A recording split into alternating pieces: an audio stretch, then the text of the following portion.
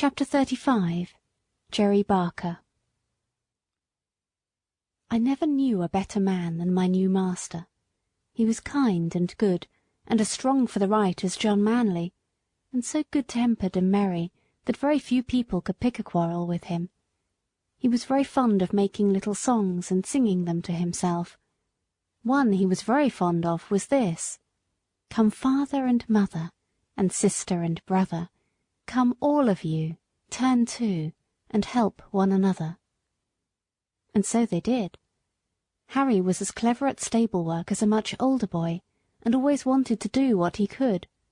Then Polly and Dolly used to come in the morning to help with the cab, to brush and beat the cushions and rub the glass, while Jerry was giving us a cleaning in the yard, and Harry was rubbing the harness. There used to be a great deal of laughing and fun between them, and it put Captain and me in much better spirits than if we had heard scolding and hard words. They were always early in the morning, for Jerry would say, "If you in the morning throw minutes away, you can't pick them up in the course of a day. You may hurry and scurry, and flurry and worry, you've lost them for ever and aye." He could not bear any careless loitering and waste of time, and nothing was so near making him angry as to find people who were always late wanting a cab-horse to be driven hard to make up for their idleness. One day 2 wild-looking young men came out of a tavern close to the stand and called Jerry. "Here, cabby, look sharp, we are rather late. Put on the steam, will you, and take us to the Victoria in time for the 1 o'clock train. You shall have a shilling extra." "I will take you at the regular pace, gentlemen. Shillings don't pay for putting on the steam like that." Larry's cab was standing next to ours. He flung open the door and said, "I'm your man, gentlemen. Take my cab, my horse will get you there all right." And as he shut them in, with a wink toward Jerry, said, "It's against his conscience to go beyond a jog-trot." Then slashing his jaded horse, he set off as hard as he could. Jerry patted me on the neck. "No, Jack, a shilling would not pay for that sort of thing, would it, old boy?" Although Jerry was determinedly set against hard driving to please careless people, he always went a good fair pace, and was not against putting on the steam, as he said, if only he knew why. I well remember one morning, as we were on the stand waiting for a fare, that a young man, carrying a heavy portmanteau, trod on a piece of orange peel which lay on the pavement, and fell down with great force. Jerry was the first to run and lift him up. He seemed much stunned, and as they led him into a shop he walked as if he were in great pain. Jerry, of course, came back to the stand, but in about 10 minutes one of the shopmen called him, so he drew up to the pavement. "Can you take me to the South Eastern Railway?" said the young man. "This unlucky fall has made me late, I fear, but it is of great importance that I should not lose the 12 o'clock train. I should be most thankful if you could get me there in time, and will gladly pay you an extra fare."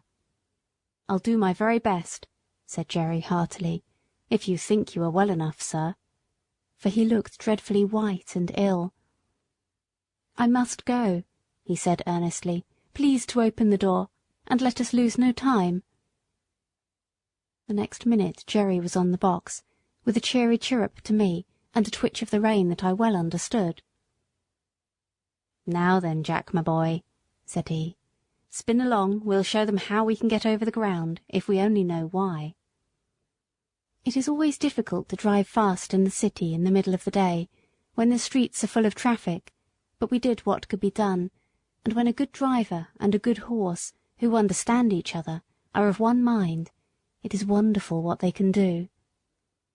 I had a very good mouth, that is, I could be guided by the slightest touch of the rein, and that is a great thing in London, among carriages, omnibuses, carts, vans, trucks, cabs, and great wagons creeping along at a walking pace, some going one way, some another, some going slowly, others wanting to pass them, omnibuses stopping short every few minutes to take up a passenger, obliging the horse that is coming behind to pull up too, or to pass and get before them.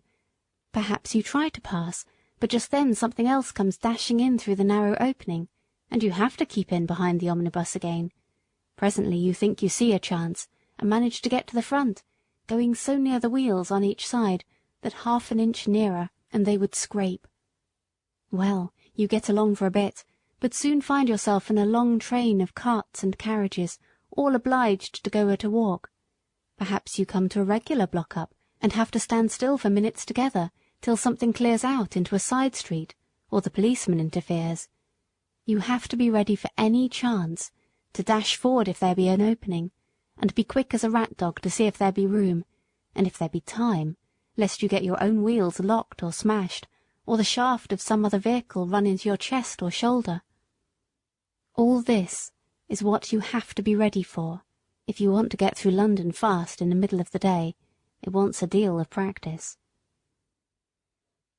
Jerry and I were used to it, and no one could beat us at getting through when we were set upon it.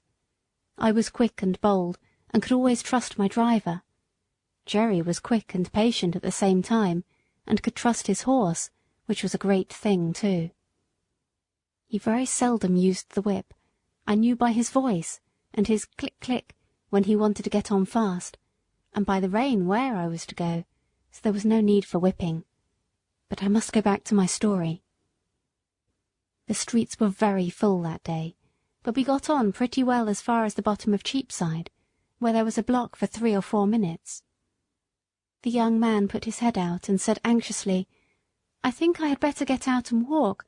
I shall never get there if this goes on." "I shall do all that can be done, sir," said Jerry. "I think we shall be in time. This block-up cannot last much longer, and your luggage is very heavy for you to carry, sir." Just then the cart in front of us began to move on, and then we had a good turn. In and out we went, as fast as horseflesh could do it, and for a wonder had a good clear time on London Bridge, for there was a whole train of cabs and carriages all going our way at a quick trot, perhaps wanting to catch that very train.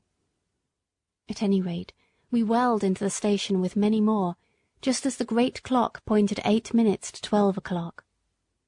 "Thank God, we are in time," said the young man. "And thank you too, my friend, and your good horse. You have saved me more than money can ever pay for. Take this extra half-crown." "No, sir, no. Thank you all the same. So glad we hit the time, sir. But don't stay now, sir, the bell is ringing. Here, porter, take this gentleman's luggage. Dover line, 12 o'clock train, that's it." And without waiting for another word, Jerry wheeled me round to make room for other cabs that were dashing up at the last minute, and drew up on one side till the crush was past. "So glad," he said, "so glad. Poor young fellow. I wonder what it was that made him so anxious."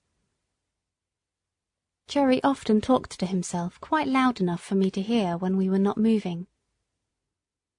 On Jerry's return to the rank, there was a good deal of laughing and chaffing at him for driving hard to the train for an extra fare, as they said, all against his principles, and they wanted to know how much he had pocketed. "A good deal more than I generally get," said he, nodding slyly. "What he gave me will keep me in little comforts for several days." "Gammon," said one. "He's a humbug," said another, preaching to us and then doing the same himself. "Look here, mates," said Jerry. "The gentleman offered me half a crown extra, but I didn't take it. 'Twas quite pay enough for me to see how glad he was to catch that train, and if Jack and I choose to have a quick run now and then to please ourselves, that's our business and not yours." "Well," said Larry, "you'll never be a rich man." "Most likely not," said Jerry, "but I don't know that I shall be the less happy for that. I have heard the commandments read a great many times, and I never noticed that any of them said, 'Thou shalt be rich,' and there are a good many curious things said in the New Testament about rich men that I think would make me feel rather queer if I was one of them." "If you ever do get rich," said Governor Gray, looking over his shoulder across the top of his cab, "you'll deserve it, Jerry, and you won't find a curse come with your wealth. As for you, Larry, you'll die poor. You spend too much in whipcord." "Well," said Larry, "what is a fellow to do if his horse won't go without it?" "You never take the trouble to see if he will go without it. Your whip is always going as if you had the St. Vitus dance on your arm, and if it does not wear you out, it wears your horse out. You know you are always changing your horses, and why? Because you never give them any peace or encouragement." "Well, I have not had good luck," said Larry. "That's where it is." "And you never will," said the governor. "Good luck is rather particular who she rides with, and mostly prefers those who have got common sense and a good heart. At least that is my experience." Governor Gray turned round again to his newspaper, and the other men went to their cabs. Chapter 35